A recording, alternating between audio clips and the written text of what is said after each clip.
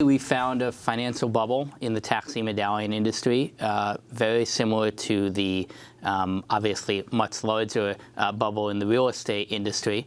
And we found that the price of these medallions, that's the permit that's required to operate a cab in New York City, had grown from $200,000 in 2002 up to over $1 million by 2014.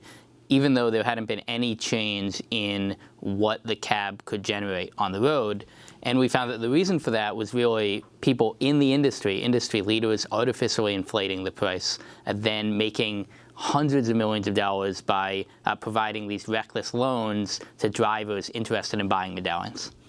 And interestingly, you noted that it was under first Mayor Bloomberg and Mayor de Blasio that the city actually made a lot of money off increasing the controlled number of medallions, right? I think it was about 1,000 under Bloomberg, another 1,000 or so under de Blasio. And interestingly, de Blasio himself had huge campaign contributions from the taxi, the yellow cab industry, didn't he? Yeah, I mean, that's one of the things that's really interesting about this asset as opposed to real estate or anything else. This is something that was sold by the city.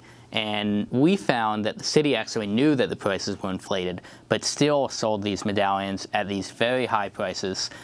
Between Bloomberg and de Blasio, they made more than $855 million off of these medallion sales. And yeah, we did find a lot of political connections between the industry and not just Bill de Blasio, but also Governor Cuomo and Senator Alphonse D'Amato, who was responsible for some of this back in the day.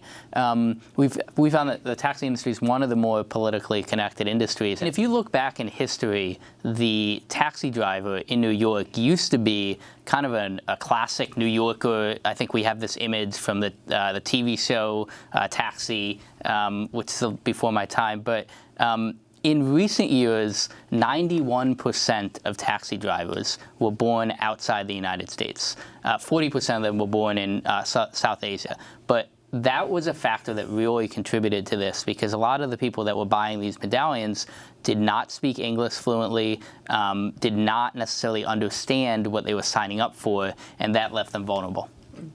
Can you talk about those that have benefited being similar to, as you've said, or perhaps the same as those who benefited from the housing market crash in 2008 and 9?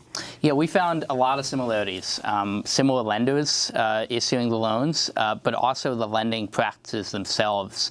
These no down payment loans, these balloon loans where there's a teaser rate that looks good at first, but it's going to cost you later, and these interest-only loans, and really a lot of practices that created a lot of profits for banks, but were very risky.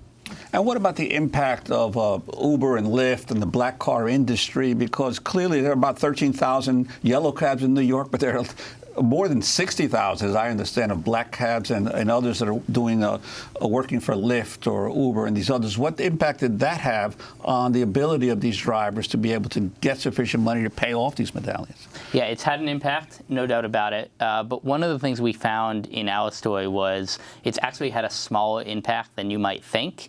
Part of the reason is why is that 97% of taxi rides are either in core of Midtown Manhattan or at the airports. And the majority of Uber and Lyft are in the outer boroughs.